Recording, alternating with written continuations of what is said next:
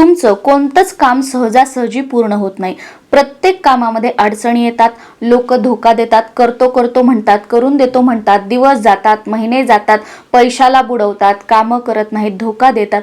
या परिस्थितीमध्ये तुम्ही असाल तर प्रदीप मिश्राजींनी सांगितलेला हा काळ्या तिळाचा उपाय नक्की करा, खूप चांगले अनुभव तुम्हाला बघायला मिळतील।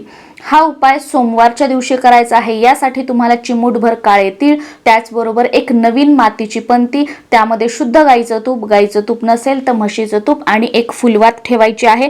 या पंतीमध्ये तुम्हाला चिमूटभर काळे तीळ टाकायचे आहेत आणि संध्याकाळी सूर्यास्तानंतर महादेवाच्या मंदिरामध्ये जाऊन मंदिराच्या बाहेर पायरीवर हा दिवा तुम्हाला तुमची इच्छा बोलून, मनोकामना बोलून, तुमची समस्या सांगून प्रज्वलित करायचा आहे आणि तुमरुकाजी महादेव यांचं स्मरण करून या परिस्थितीमधून, या अडचणीतून बाहेर निघण्याचा मार्ग मिळावा यासाठी प्रार्थना करायची आहे।